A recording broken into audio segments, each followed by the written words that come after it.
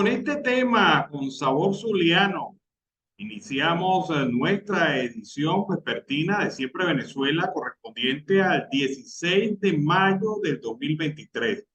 Como siempre, le llevamos a ustedes información, comentarios, noticias, música, entrevistas, todo lo que tiene que ver con Venezuela y su migración a lo largo y ancho del mundo. Esto lo hacemos con mucho cariño, mucho respeto para todos ustedes a través de esta señal, 5 emisoras que se enlazan en señal abierta desde Arauca hasta Aruba, llevando nuestra señal a la zona binacional colombo-venezolana y el Caribe latinoamericano.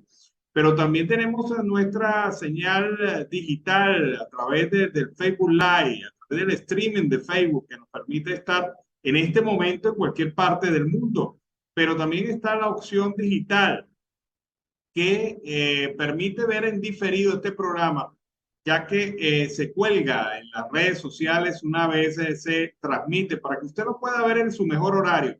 Cuando más le convenga, siempre Venezuela está abierto para usted en cualquier momento. Es un trabajo en equipo en donde está Vanessa Chacón en la producción, Camilo García en redes sociales, apoyo técnico, nuestro equipo de operadores también, nuestros corresponsales en Colombia, Venezuela y otras partes del mundo, todos bajo la coordinación de su servidor, Alan Peralta. Iniciamos así en materia informativa, Siempre Venezuela, edición vespertina. El Observatorio Venezolano de Conflictividad Social registró 489 protestas durante el mes de abril del 2023, es decir, un promedio de 16 protestas diarias, lo que representa una disminución de 36% en comparación al mismo periodo del año pasado. Del total general, 398 protestas estuvieron relacionadas con los derechos económicos, sociales, culturales y ambientales, lo que representa el 81%.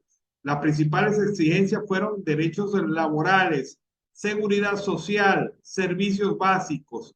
La exigencia relacionada con los derechos civiles y políticos fueron monitoreadas en 91 protestas, lo que equivale al 19% de la cifra total.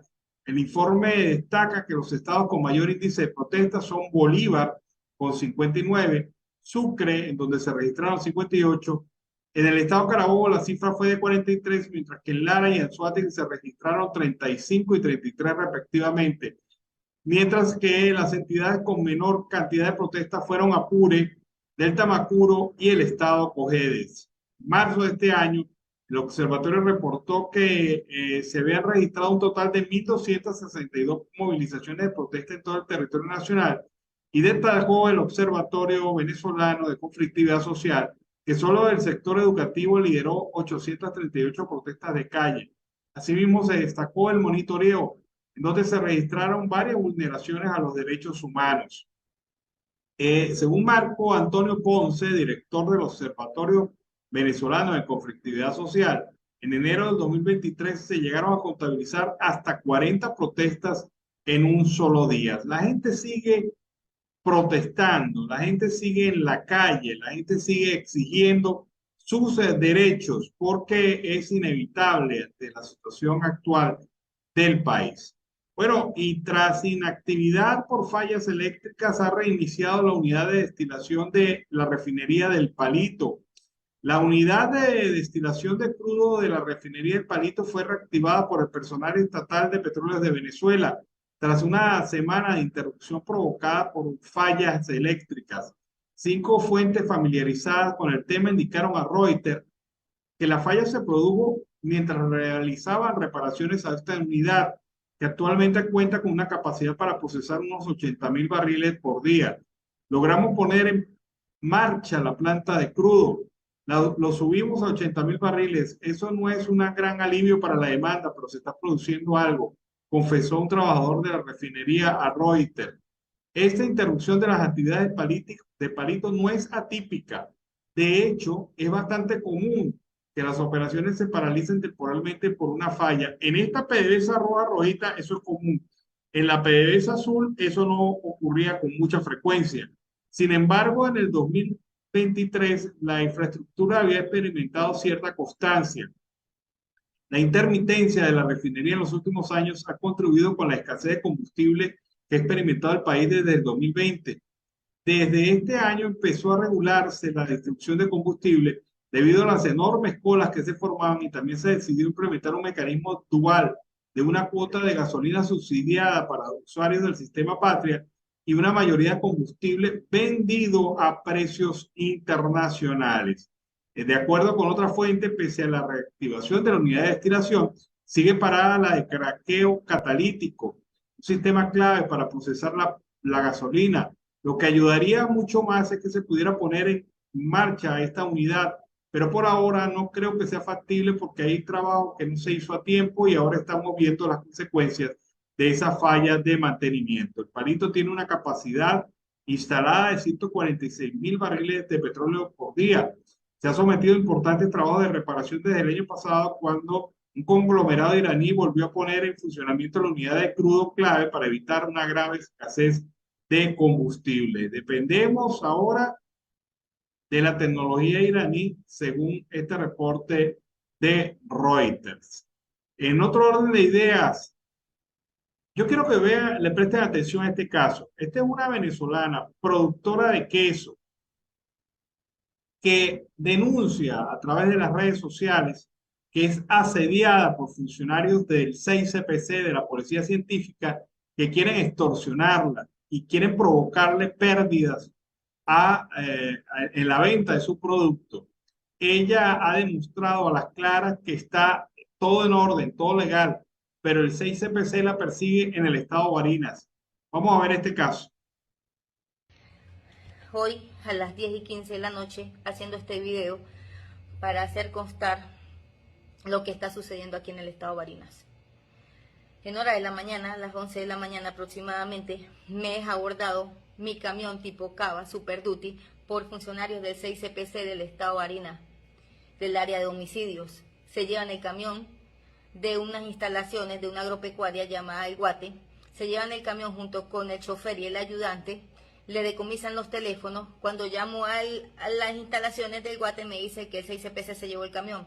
Me dirijo a la Fiscalía del Estado Barinas para formular la denuncia, porque viene pasando desde la semana pasada que me están abordando, que me están pidiendo plata, que me presente, no entiendo por qué. El carro mío fue sometido a una serie de investigaciones por la Fiscalía Quinta del Estado Apure, la cual determina por medio de la misma que mi carro es libre, mi carro sale en libertad plena, mi carro no tiene nada que ver en el procedimiento que están llevando. Entonces pido el apoyo a la Fiscalía denunciando.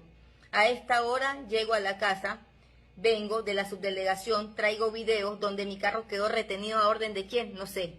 Tengo mercancía perecedera ahí, en la Fiscalía declaré, denuncié que ellos se llevan el camión de un sitio público, montan un funcionario, en el camión cargo $7.000 porque estaba destinada a salir hoy hacia el estado Apure, porque me dedico a cargar queso.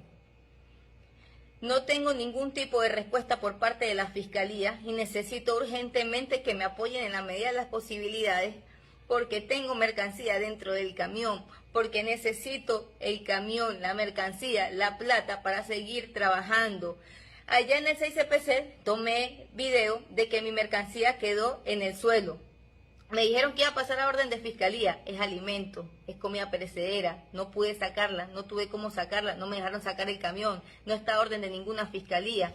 Tengo aquí el físico, como lo estoy mostrando. Necesito, por favor, urgentemente que me apoyen porque esto es una arbitrariedad por parte de los entes, de los funcionarios.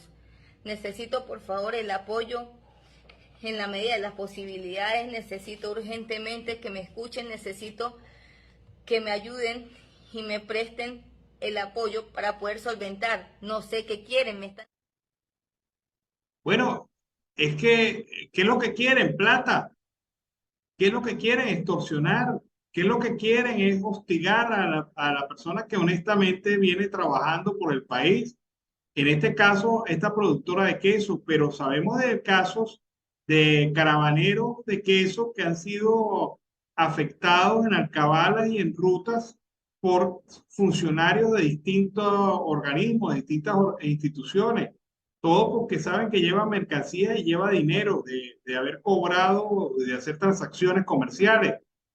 Y esta situación se ha vuelto tan común en Venezuela que es como una lotería, salir a la calle, llevar mercancía, llevar productos y ser asaltado. Recientemente conocimos el caso denunciado por algunos parlamentarios de la Asamblea Nacional Ilegítima, manifestando que camiones que venían desde Colombia eran asaltados en plena autopista. Y qué casualidad, los ladrones sabían qué camiones cargaban mercancía de Colombia y qué camiones no, y qué cargaban. Y la denuncia era muy concreta. Funcionarios de distintos niveles en la cabala se habían prestado a suministrar información a los malandros, a los delincuentes, para este tipo de asalto en carretera. Así que no extraña esta situación, pero el problema es que están acabando con una productora de queso que quiere simple y llanamente producir y trabajar y que la dejen tranquila porque no tiene que deber nada y el que nada debe, nada teme. Pero estos funcionarios insisten en extorsionar a esta mujer. Bueno, seguimos aquí en Venezuela siempre, siempre Venezuela. Hablan los candidatos. Este va a ser un evento organizado por miembros de la sociedad civil en donde se espera confirmar para el próximo 6 de junio la participación de la mayoría de los candidatos que están aspirando ahora a las primarias en Venezuela. Este evento cuenta con un respaldo de más de 30 organizaciones civiles del país.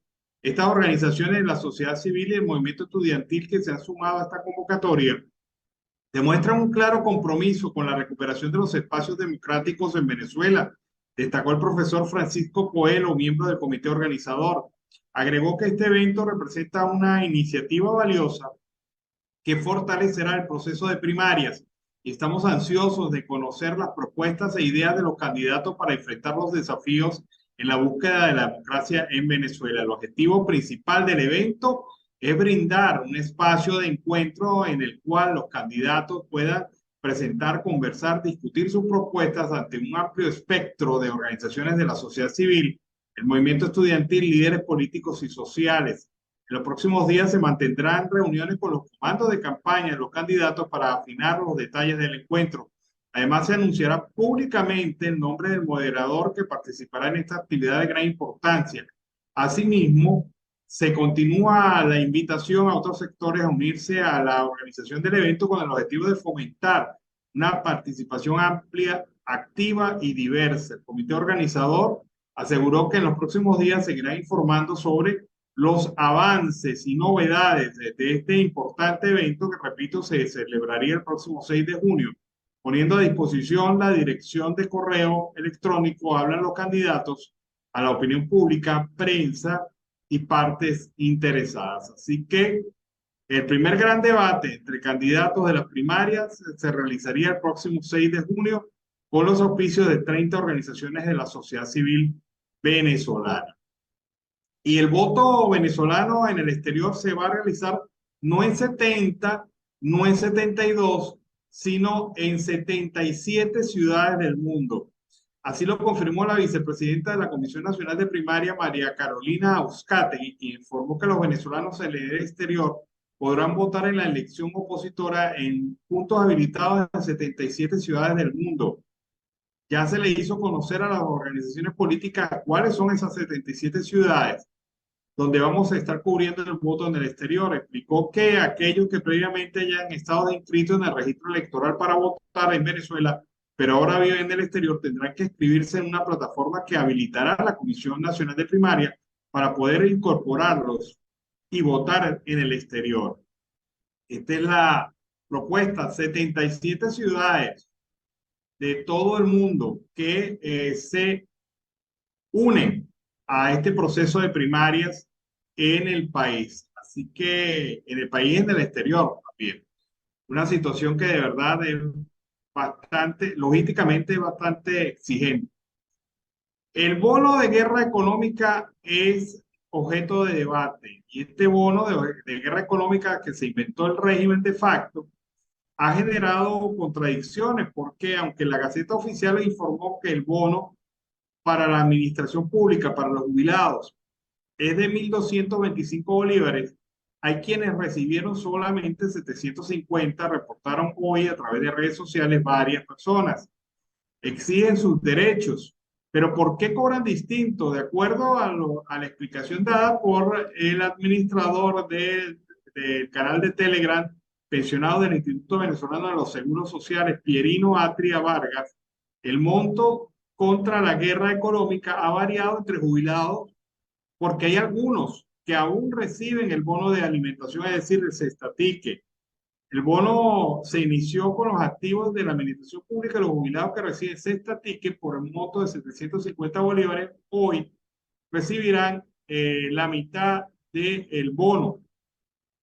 Se recomendó a los usuarios registrarse en el sistema Patria con la información que aparece en la cuenta individual del Seguro Social para poder recibir el bono correcto. Si usted sale como jubilado, debe poner en Patria como jubilado, porque el sistema lo está tomando como trabajador activo y le está asignando solamente los 750 bolívares. Pero esto no se le explicó antes a la gente y mucha gente hoy está muy molesta porque ha recibido apenas la mitad del llamado bono de guerra económica. Vamos a escuchar a Lenín Danieri, quien tiene comentarios y reflexiones a través de Siempre Venezuela. Hola, ¿qué tal? Saludos. Esta es la declaración del día. Hoy en día las iglesias deben estar abiertas para todos los iglesias. Entonces, ¿cómo es que a enfermería le cierran las puertas? ¿Por qué? Es una pregunta que hoy nos hacemos. Entonces, nosotros necesitamos que sean sacerdotes humanos, que sean sensibles, humildes, para que nosotros podamos tener la esperanza que hemos perdido. Porque la hemos perdido porque no hemos logrado un salario digno, porque no hemos logrado que nuestros hospitales se arreglen, se vuelvan otra vez a reestructurar y a recuperar. Entonces, hasta la esperanza de la fe nos la van a quitar. Es increíble que este tipo de cosas ocurran, sobre todo a profesionales de la salud tan fundamentales como son las enfermeras. Y lo más triste aún es que muchas de estas enfermeras quizás atendieron a varios de los sacerdotes que conforman no solo la catedral, sino otras sedes religiosas de acá del occidente del país. Bueno, expresa Lenín Danieri la molestia de las enfermeras que pretendieron realizar un acto para conmemorar su día en la basílica en Maracaibo y las puertas le fueron cerradas por los sacerdotes que allí están. El Foro Venezolano de Política Exterior ha expresado su preocupación a la Comisión Nacional de Primaria por la posible participación del Consejo Nacional Electoral en la elección del candidato opositor para las elecciones presidenciales del 2024. Indicó en un comunicado esta organización la necesidad de proteger la identidad de los electores en caso de que el ente finalmente participe en este proceso.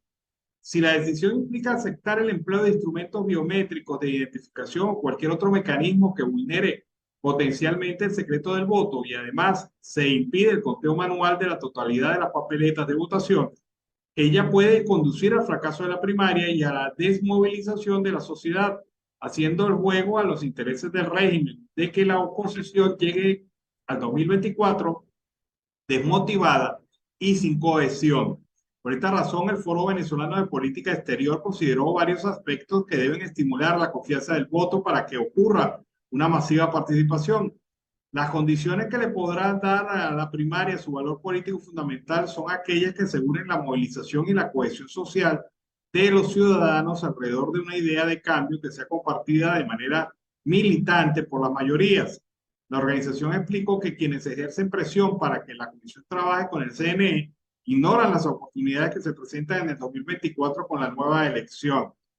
La participación del CNE en las primarias es algo importante que se debe tomar con conciencia, una decisión que se debe tomar con conciencia. Dejamos expuestas nuestras expectativas y preocupaciones ante ella y a la opinión pública en general y reiteramos, afirma esta comisión, nuestra inquebrantable disposición a contribuir con el éxito de la primaria porque esta constituye la mayor oportunidad que se abre hoy a los venezolanos para iniciar la ruta de un cambio que recupere a Venezuela. Esta es la situación entonces con relación al tema de las primarias en el país. Vamos a escuchar ahora este reporte de Fundarredes. Ayer fue el Día Mundial de la Familia. Para Fundarredes, miles de familias venezolanas de la frontera se encuentran en condición de riesgo, según lo indican los estudios de la propia organización. Veamos. Hoy se celebra el Día Internacional de la Familia, fecha que fue creada con la intención de generar conciencia sobre la importancia de esta en la evolución, desarrollo, educación de los niños, niñas y adolescentes y jóvenes en todo el mundo. Sin embargo, al menos 5.600 familias de los estados fronterizos de Venezuela no podrán celebrar esta fecha. Y es que, de acuerdo al trabajo de documentación y monitoreo diario que realiza nuestra organización en los estados fronterizos del país, como Falcón, Zulia, Táchira, Apure, Amazonas y Bolívar, hemos podido determinar que por lo menos 4.396 personas han sido víctimas de homicidios y de ejecuciones extrajudiciales en estos estados fronterizos del país. A su vez, tenemos dentro de nuestro trabajo de registro y documentación que 942 personas fueron reportadas como desaparecidas desde el año 2019 al 31 de diciembre del año 2022. También tenemos que 228 familias esperan aún respuesta y quieren conocer el paradero de sus familiares, personas que salieron a buscar mejores condiciones de vida y cuyas embarcaciones se reportó que habían naufragado. También hemos documentado 35 casos de detenciones arbitrarias que han conllevado a fracturas de familia. 35 víctimas que hoy no pueden compartir con sus familiares en casa y que no pueden acompañar en el desarrollo y educación de sus hijos, como es el caso del director general de Fundarredes, Javier Tarazona, quien aún permanece ilegítimamente privado de su libertad. Por ello, hoy en el marco del Día Internacional de la Familia, Fundarredes sigue instando al Estado venezolano a que garantice justicia y que no siga existiendo impunidad contra las víctimas de graves violaciones de derechos humanos y víctimas de la violencia en estados fronterizos del país. Bueno, fue la posición de Fundarredes en relación a este tema, a esta situación que atraviesa la familia, especialmente en la zona de frontera en Venezuela. Amigos de Venezuela, siempre, siempre Venezuela, iniciamos así este tercer bloque del programa vespertino, correspondiente a nuestra edición del 16 de mayo del 2023. Como siempre, llevándoles a ustedes información y comentarios, pero en este momento con la presencia en la sala de Carlos Uzcategui, el Miura. Carlos, buenas tardes, ¿cómo estás? Muy bien, y tú, Alan Ernesto Peralta, y por supuesto dándole la bienvenida a la audiencia para el programa Siempre Venezuela Radio. Ahora, antes de comenzar, déjame comentarte algo, la gran preocupación que hay actualmente en el departamento de La Guajira, también en el norte de Santander, y en las poblaciones migrantes que están entre el Casanare, el Huila, el Putumayo y la costa Caribe, en el tema del PPT. Hasta el momento se ha paralizado algo la entrega de los permisos temporales de protección, y muchas de las asociaciones colombo-venezolanas, fundaciones, están muy preocupadas ya que Migración Colombia hasta el momento no ha expedido nuevos acuerdos sobre este tema. Y aún sigue, Alan, también la grave preocupación en el tema de los servicios públicos que no están aceptando, por supuesto, el certificado cuando es una providencia, y de eso sabes tú bastante más que yo, en el tema jurídico, donde se tiene que aceptar estos documentos hacia la migración venezolana. El problema aquí es el mismo problema desde cuando se implementó el PEP, el Permiso Correcto. Especial de Permanencia, que la norma en los niveles superiores es muy positiva, muy entendida, pero cada vez que bajábamos de nivel a departamento, a municipio, la norma empieza a desconocerse y a propiciarse interpretaciones por parte de los funcionarios de más bajo rango. Entonces ocurre que en unos bancos te decían que sí podías abrir la cuenta bancaria con el PEP, y en otros bancos te decían que no podías abrir la cuenta bancaria con el PEP. Incluso bancos bancos de la misma denominación comercial, en unas Correcto. oficinas de ese banco te decían que sí y en otras oficinas te decían que no. Es decir, esto se volvió un tema de interpretaciones subjetivas por parte de los funcionarios que tienen que aplicar la norma. El gobierno ha sido muy claro, el gobierno del presidente Petro ha sido muy claro al afirmar a través de Migración Colombia que el certificado que expide como documento temporal de legalización del migrante venezolano en territorio colombiano para el permiso de permanencia temporal, el PPT, es totalmente válido. Pero a veces te encuentras y te enfrentas a funcionarios de bajo rango o rango mediano que no entienden, no comprenden el alcance, la magnitud de esta acción y pretenden desconocer la validez del instrumento emitido por el propio gobierno. Entonces Sí, colocando una barrera, Alan, están colocando una barrera. ocurre que al final esto, hasta que el gobierno no tome acción en este asunto y, y divulgue claramente la validez del instrumento, el instrumento será rechazado en algunos sectores y aceptado en otros. Es decir, una situación de verdad casi de azar, de que tengas la suerte de que te consigas con un funcionario que entienda que esto es válido Y que le caigas bien. y que le caigas bien. Ah, porque eres el moreno simpático, porque eres Carlos Buscate, pasa. Pero entonces ahí está la situación, Carlos. Seguimos viviendo graves problemas en los niveles medianos y bajos de la administración pública colombiana, pero también en el sector privado de la economía. Eso es correcto. Ahora, hay otro tema que te iba a hablar. La respuesta del sector salud en Venezuela ha caído en su capacidad 70% desde el 2016. Y esto no es culpa de las sanciones, esto no es No, para culpa nada.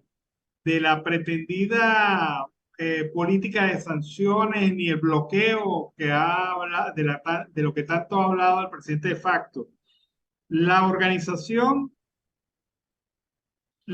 una organización dedicada al tema llamada Programa de Respuesta Humanitaria de Acción Solidaria, ha manifestado al diario El País de España un informe en donde dice que 9 de cada 10 venezolanos tienen que acudir a hospitales públicos del colapsado sistema de salud en Venezuela, que ha perdido 70% de su capacidad desde el 2016.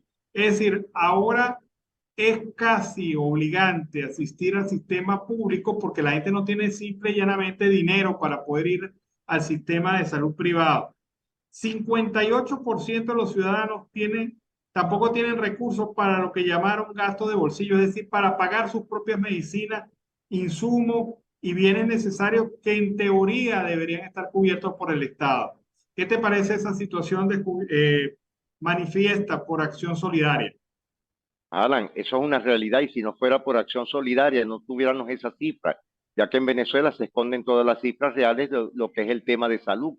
Y fíjate, estás hablando de un tema y hace unos días hice una pregunta de cuánto costaba o se localizaba la toxoide. ¿Te acuerdas que eso era gratis en todos los hospitales en el país? Que ibas con un niño, una persona embarazada. Alan, quedé sorprendido en una terna donde tú me diste un punto que fue de llamar a por un medicamento y pregunté por la toxoide. Quedé fue asombrado cuando me dijeron $4, es decir, casi un salario mínimo en Venezuela. Una toxoide, cuando normalmente eso era regalado en cualquier ambulatorio, dispensario o hospitales en el país. Nosotros tenemos una ficción de sistema de salud. Una ficción de sistema de salud en donde, según la Constitución, se dice que la salud será accesible y gratuita para todos los venezolanos. Pero resulta que a la hora de la chiquita, a la hora de la verdad, ni es gratuita ni es accesible. Nada.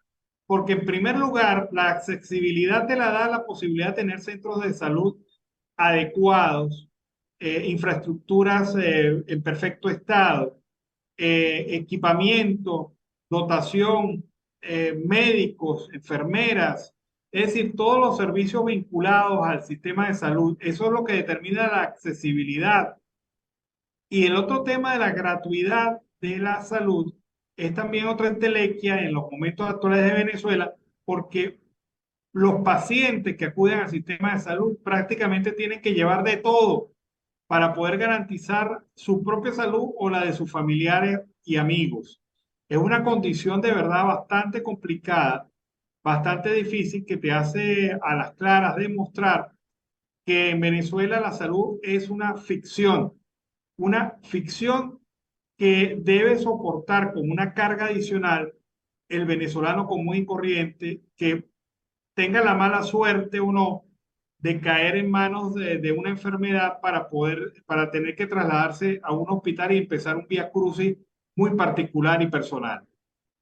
Fíjate, el tema que tú estás tocando lo estoy viviendo con varios amigos que he conversado, donde en el tema de las radioterapias o quimioterapias, Alan, cada quimioterapia, y tú sabes que son 25 o 26, salen en $60 cada uno. Sacas la cuenta y nada más y nada menos que son $1.500 fuera del pasaje, fuera de los medicamentos que tienes que llevar. Es decir, que una persona en el país con una enfermedad cancerígena debe tener aproximadamente como un mínimo de $2.500. ¿Quién tiene eso y cómo hace para poderlo focalizarlo, buscar esa economía?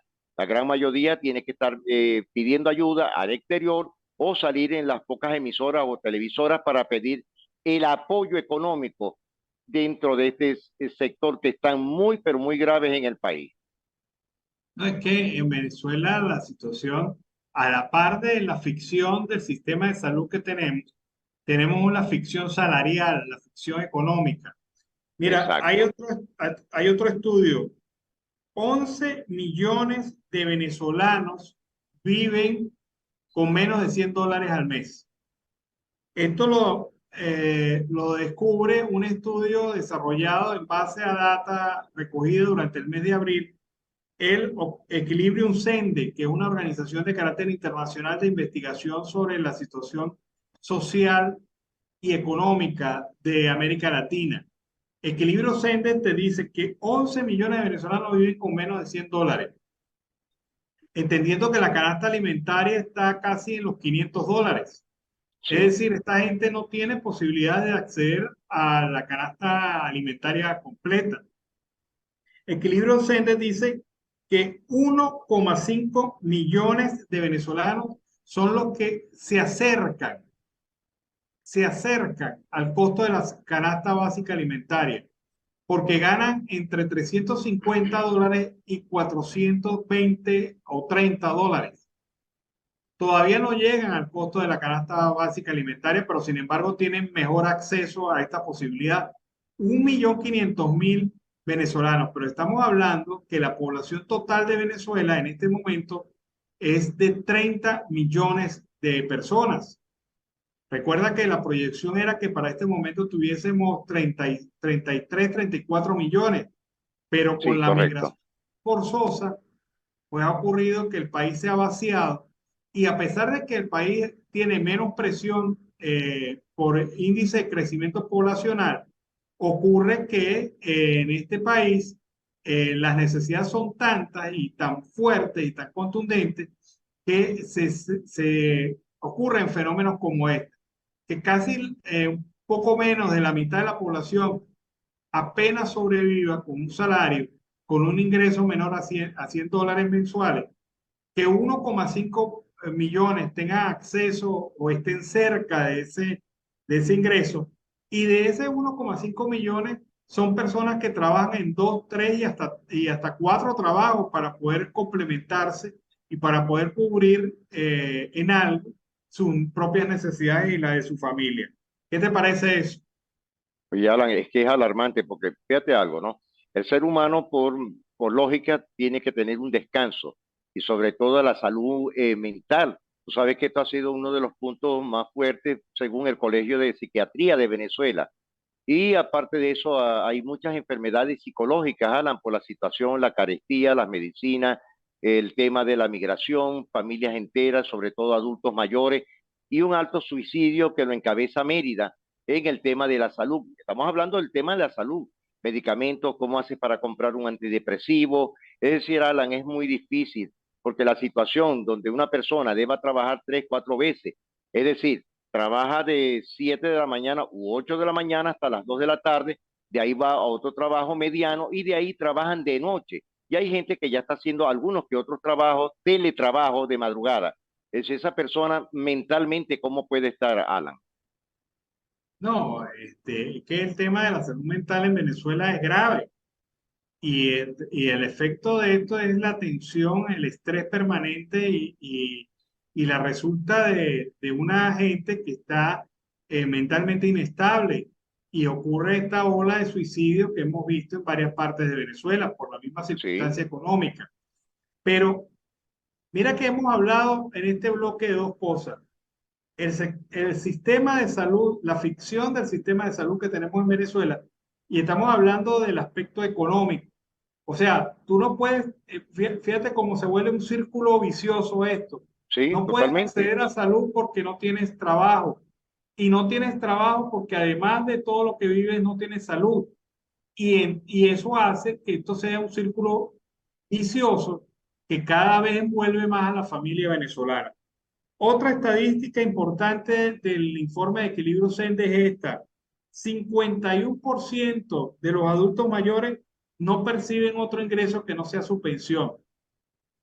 Ese 51% Son los más es, vulnerables, Alan. claro, está condenado a morirse de hambre o agravar su enfermedad, porque en la edad, en esta edad se manifiestan las enfermedades crónicas que se han venido arrastrando durante toda la vida. Entonces, una persona que tiene que decidir entre comprarse una pastilla contra la hipertensión o comer. Y estas decisiones son las que agravan este problema. Esta gente, este 51% de los adultos mayores que viven solamente de la pensión, te demuestra un país que está en una situación de olla de presión. Por eso es que los ancianos, los adultos mayores han salido a la calle porque prefieren quedarse en la calle protestando que estar en su casa sufriendo el amargo debate de decidir entre la salud o la alimentación. Esto es de verdad Esto es bastante grave. alarmante. Claro, el otro 49% tiene otra fuente de ingresos derivada básicamente de las ayudas que sus hijos le dan o Las familiares le dan remesas. a través de las remesas, ¿sí? Desde el exterior. Ahora, fíjate, Pero, Alan, es pero un si no tema fuera muy por eso, interesante. tendríamos un índice de población de verdad bastante alto en condiciones de, deplorables, muy deplorables.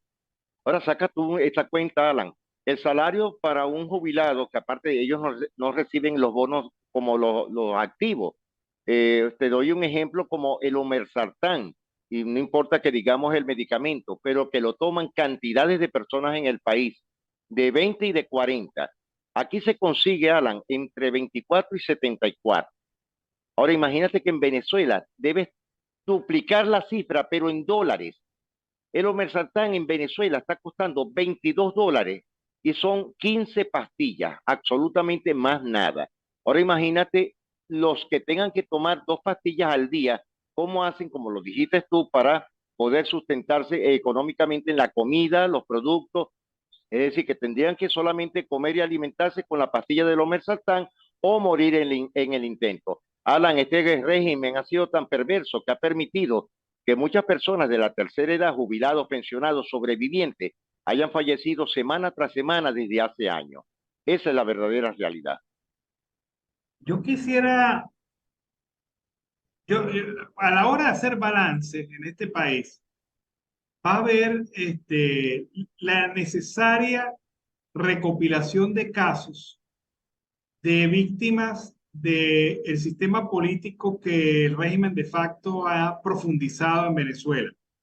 El llamado chavismo del siglo XXI se transformó en una máquina de hacer pobres, en una máquina de hacer enfermos, en una máquina de destrucción del futuro, moler el futuro de un país.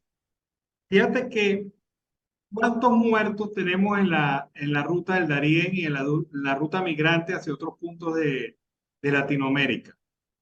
Esos son muertos que hay que cargárselo a este sistema.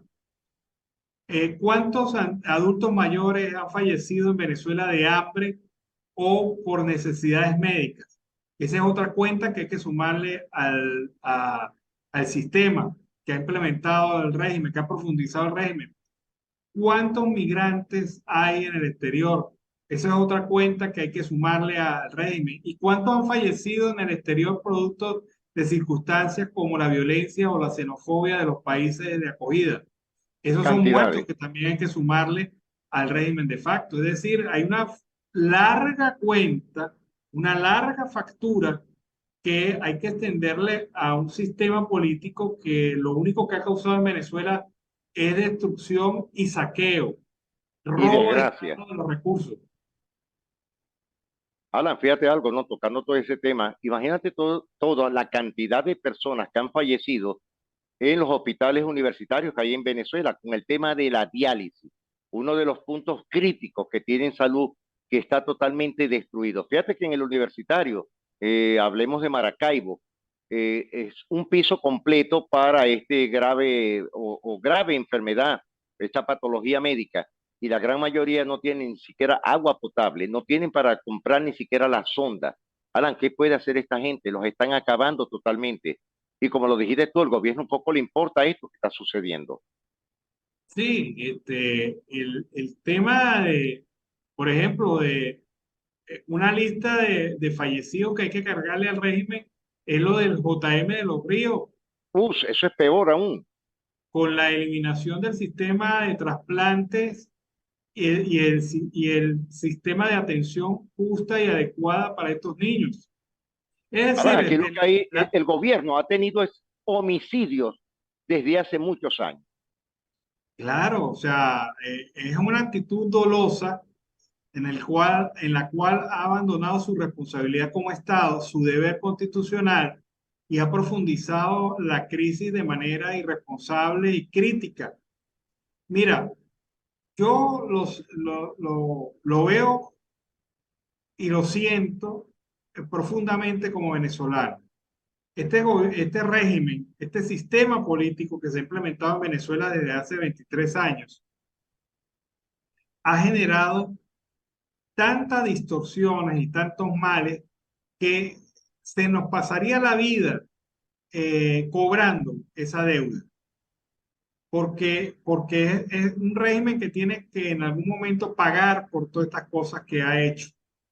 Y los líderes de este sistema tienen que pagar por lo que ha pasado en Venezuela. Esto es ineludible, esto es inevitable. Hay cómplices de mayor o menor grado, pero los líderes de este movimiento, Eso es de este cierto. sistema político, tienen que pagar por todas estas circunstancias, por todo lo que han hecho. En el sistema de justicia, la perversión y la prostitución del sistema de justicia venezolano. ¿Y En el dónde dejas sistema, el Ministerio de la Defensa, Alan? Que claro, rompieron el cerco de la soberanía nacional las veces que le dio la gana. claro, en donde han permitido la actuación de grupos irregulares por favores políticos y económicos. Grupos Eso es correcto. irregulares de otros países que han llegado a Venezuela a saquear, a terminar de raspar la olla en Venezuela. Pero de todo esto no nos puede quedar nada más la ira y la frustración. De todo esto nos debe quedar el compromiso de rescate de un país que empieza a ver la oportunidad de las elecciones del 2024 como una opción, el compromiso con las primarias, el compromiso de cambiar el país. Mira que lo que pasó en Turquía es un gran ejemplo. Más de Sí, 20 años totalmente. de Erdogan como líder indiscutible de Turquía y ahora los factores democráticos tan disímiles se han unido y le han dado un campanazo, porque el hecho de ir a la segunda vuelta de Erdogan es un campanazo duro para un hombre que ha estado más de 20 años en el poder. y con toda la represión, con todo el control, la persecución, la violación de derechos humanos que Eso es ocurre allá en correcto. Turquía, el pueblo salió a las calles a manifestarse y esto pues puede cambiar. Los países de la Unión Europea, en la cual está incluida Turquía, ya han alertado y han dicho que hay que estar vigilantes sobre el proceso electoral para evitar cualquier manipulación, pero Erdogan ya tiene sus días contados en el Sí, proceso. va a la segunda vuelta y no tiene la manera cómo ganar. No la No, tiene. ya llegó a su techo electoral y ese techo Total. puede bajar porque mucha gente votó por él ante la posibilidad de que él fuera a repetir nuevamente un triunfo arrollador como lo ha logrado en otras oportunidades. Pero lo que pasó en Turquía es algo que hay que ver con unos ojos y una lupa desde Venezuela. Así Así es. que estamos en momentos cruciales para el país. Y lo que he dicho y lo que insisto en decir y lo que insistimos en decir en este programa, la única manera de La cambiar el manera. futuro de Venezuela es cambiando el régimen. No hay otra. No queda de otra. Este régimen no te ofrece posibilidades de salir de la crisis. Este régimen se asocia con destrucción, crisis y robo, saqueo. No hay Miseria. miseria, pobreza, todas las palabras negativas que usted quiera tener. Esto no tienen compost, esto ya no tienen nada que ofrecer. Son un equipo que tiene un pitcher bien malo. Y ese pitcher bien malo, lo único que puede conducir a Venezuela es a la derrota segura. Así que usted tiene en sus manos la solución de los problemas del país, el compromiso de rescate de Venezuela. Esa es la única perspectiva que se le ofrece al país frente a esta realidad que actualmente estamos viviendo. Carlos, se nos Eso es la acabó el tiempo. realidad. Pero Alan, te dejo una coletilla para el día de mañana. Son 77 ciudades en el voto del exterior. Aquí en Colombia está Cali, Cúcuta, Bogotá y Barranquilla. Pero ¿sabes qué me preocupa, Alan? La zona Caribe. ¿Sabes por qué? Porque el departamento de La Guajira, que tiene su estructura de consulado en Riohacha, no va a haber votación, al igual que en San Juan del Cesar, al igual que en Santa Marta y esta zona. Es decir, ni siquiera en el Cartagena de India, que es mucho más grande que el Atlántico. Ahora, pero en el departamento de La Guajira, que son 15 municipios del sur, no va a haber votaciones en esta zona. Eso lo dejamos para mañana, pero te lo doy como coletillita. Bueno, Alan, te digo, será hasta mañana si Dios lo permite. Amanecerá y veremos y esperemos con otras noticias que sean agradables para el oído de la audiencia del programa Siempre Venezuela Radio. Una feliz tarde para todos. Bueno, vámonos a la pausa comercial y musical del momento y de regreso seguimos aquí con más de Venezuela siempre, siempre Venezuela. Bueno, seguimos acá en Venezuela siempre, siempre Venezuela. La Asamblea Nacional del Régimen de Facto aprobó por unanimidad la Ley de Protección de Activos. Hasta 20 años de cárcel enfrentarían responsables de robos de activos. El diputado y número 2 del chavismo, Diosdado Cabello, presentó el proyecto de ley para la protección de activos, derechos e intereses de la República y sus entidades en el extranjero. En segunda discusión, Cabello detalló que se aprobó la ley de extinción de dominio para aquellas personas que se han robado los recursos. Ahora esta nueva ley va a complementar para la aplicación de ambas en los casos en los que sea necesario. Llegamos a 13 artículos, se hizo consulta pública y asistieron 135 personas de distintos organismos del Estado. Igualmente dijo que ante eso le presentamos al país una ley que tiene como objeto principal la recuperación de nuestros bienes. Declaramos como nula cualquier intento o acción de organismos internacionales que sean contra los bienes del Estado y que le pertenezca a Venezuela. No le pertenece ni a Estados Unidos ni a ningún tipo político de oposición. Y proponemos que haya sanciones para aquellos que han usurpado cargos, desde aquellos que se creyeron presidentes hasta otros, pero además para aquel grupo de personas que hayan intervenido en el robo de nuestra nación. En pocas palabras, haciendo un análisis rápido de este proyecto de ley que ha sido aprobado, esta ley que ha sido aprobada en la Asamblea Nacional, que es de protección de activos. lo que busca es castigar a todo aquel factor político que haya tenido en sus manos decisiones de verdadera protección de los activos venezolanos. Por ejemplo, todos aquellos que están involucrados en el tema de la defensa de Citgo, la Junta Directiva ad hoc de PDVSA, la Junta Directiva de la actual Asamblea Nacional y la pasada Asamblea Nacional, serían objeto de sanciones de extinción de dominio por parte de las autoridades de este régimen de facto. Es decir, ellos quieren castigar económicamente, extinguiendo los bienes y propiedades de estos venezolanos a través de este conjunto de dos leyes, la ley de extinción de dominio y la ley que persigue eventos o actividades de corrupción. Como lo decía hace algún tiempo, estas leyes no tienen otro objetivo que no sea chantajear y perseguir a la oposición. Estas leyes no tienen el objetivo real que habían vendido de perseguir la corrupción dentro del chavismo.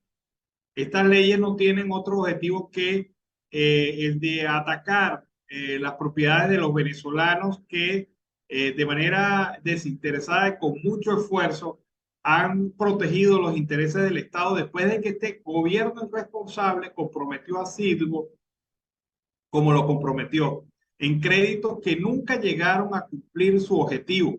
Porque yo insisto en esto, ¿a dónde fueron a parar los créditos que fueron amparados con la garantía de Citgo? ¿A dónde fueron a parar?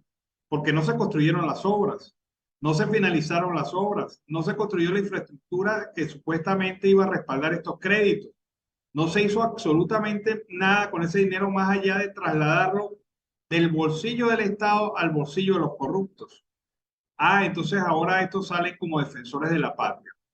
Definitivamente vienen tiempos difíciles para aquellos venezolanos que tienen vinculación con la estrategia de la Asamblea Nacional Legítima en defensa de los intereses de la nación. Le van a expropiar sus bienes. Y esto es la razón y motivo esencial de esta ley que busca sancionar, quitarle las propiedades al estilo nicaragüense. ¿Cómo se parece Venezuela y Nicaragua ahora con estas leyes? ¿Cómo se parece Venezuela y Nicaragua y otras dictaduras con estas leyes draconianas que más que perseguir la corrupción, persiguen al que es disidente político? Vean ustedes cómo están las cosas en nuestro país. Vamos a ver este reporte. El tema de el tema de Fundarredes, que ha registrado a más de 5.600 personas que han sido víctimas de violaciones de derechos humanos, 4.396 homicidios y ejecuciones extrajudiciales, 942 personas desaparecidas, 228 desaparecidos en naufragio y 35 detenciones arbitrarias en la zona de frontera. Veamos este reporte de Fundarredes. Desde el 2019, Fundarredes ha registrado más de 5.600 personas víctimas de graves violaciones de derechos humanos en las entidades fronterizas del país, lo que hoy se refleja en la fractura de las familias, no solo por la migración, sino también por la violencia desbordada en esta zona a causa de la inacción del Estado. 4.396 homicidios y ejecuciones extrajudiciales, 942 personas desaparecidas, 228 desaparecidos en el mar, 35 detenciones arbitrarias, entre esos el caso de Javier Tarazona, director de Fundarredes. Estas víctimas son el resultado de la omisión del Estado, que ha sido permisivo con la actuación de grupos armados irregulares en la frontera venezolana, pero también son el resultado de las acciones violatorias de derechos humanos donde solo se ha garantizado la impunidad de los presuntos responsables. Justicia para las víctimas, no más impunidad.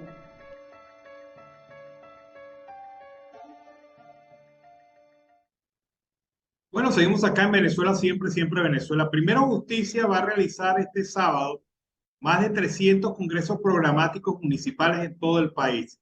La actividad se enlaza con la revisión ideológica del partido tras la renovación de autoridades en julio del 2022 y los cambios en la estructura.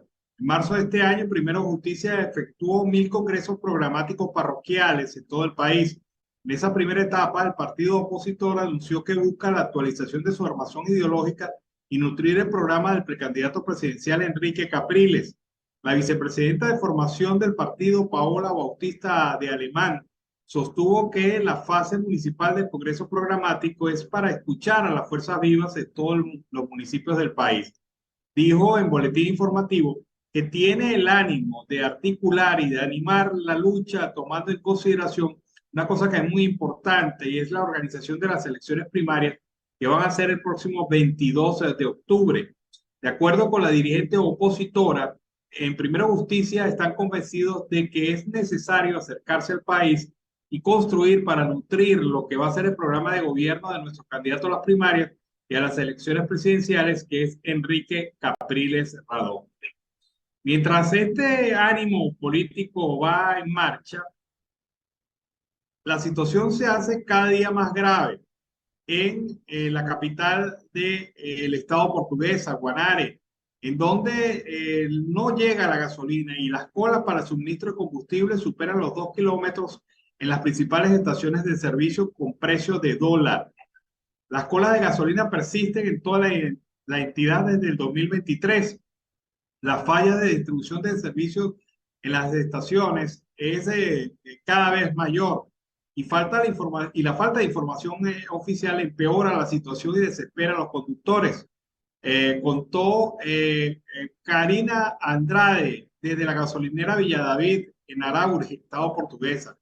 En esta zona de los llanos, los usuarios tienen que esperar la restitución del servicio eléctrico para abastecer el combustible en los tanques de sus vehículos, pues la mayoría de los establecimientos no cuentan con planta que les permita seguir trabajando durante el racionamiento. En Acarigua, Araure y Guanare, los apagones llegan hasta 5 y 6 horas diarias.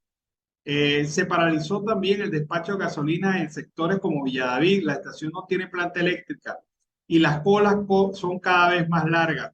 Según Transparencia Venezuela, el desabastecimiento de gasolina en el país surgió casi a la par de la caída de la producción de petróleo de Venezuela, cuyo declive comenzó realmente en el año 2013. Sigue la situación crítica con el tema de la gasolina, en esta oportunidad en el estado portuguesa, pero esto se sigue profundizando. El dirigente sindical Gualberto Roja Mora señala que la lucha por el salario hoy está más vigente que nunca. Veamos. Meses de la lucha de los trabajadores en la calle y el silencio de la dictadura del régimen de Nicolás Maduro para hacerse loco y no darle un salario que dignifique a todos los trabajadores. De manera muy particular, Maduro está llevando a los jubilados y pensionados venezolanos a una muerte segura. Estamos en presencia entonces de un genocidio dirigido desde Miraflores, porque desafortunadamente usurpa el poder en Venezuela. Por eso, a más de 4 meses, los trabajadores van a seguir, van a continuar en la calle, porque la lucha por el salario ahora es que tiene mayor vigencia. Bueno, ahí está. La lucha por el salario tiene mayor vigencia en este momento. Finalizamos nuestra edición vespertina de Siempre Venezuela. Como siempre, le hemos llevado a ustedes información, comentarios, noticias, música, entrevistas, todo lo que tiene que ver con Venezuela y su migración a lo largo y ancho del mundo. Lo hemos hecho con mucho cariño, con mucho respeto para todos ustedes a través de esta señal. 5 emisoras que se han enlazado para llevarles a ustedes la información en señal abierta desde Arauca hasta Aruba, en el Caribe latinoamericano. Como siempre les digo, es un trabajo en equipo en donde está Vanessa Chacón en la producción, Camilo García en redes sociales de apoyo técnico, nuestro equipo de operadores, también nuestros colaboradores, corresponsales en Colombia, Venezuela y otras partes del mundo, todos bajo la coordinación de su servidor Alan Peralta. Los invito a estar permanentemente pendientes de Siempre Venezuela a través de nuestras redes sociales, en Twitter, en Instagram, en Facebook, Siempre Venezuela Radio. También nuestra opción comunicacional en el canal YouTube Siempre Venezuela y nuestra página web siemprevenezuelaweb.com. Nos despedimos hasta mañana. Que tengan una excelente noche. Siempre Venezuela. Es un programa que te brinda las mejores noticias, comentarios, análisis, entrevistas y música. Información sin censura, en la voz de los protagonistas. Todo un equipo de producción de primer nivel. Siempre Venezuela. Lo encontrarás en las radios de tu preferencia. O si no, visítanos en nuestras plataformas digitales. Siempre Venezuela Radio. En Instagram, Facebook y Twitter. De lunes a viernes le decimos lo que en Venezuela prohíben. Porque somos Venezuela siempre, siempre Venezuela.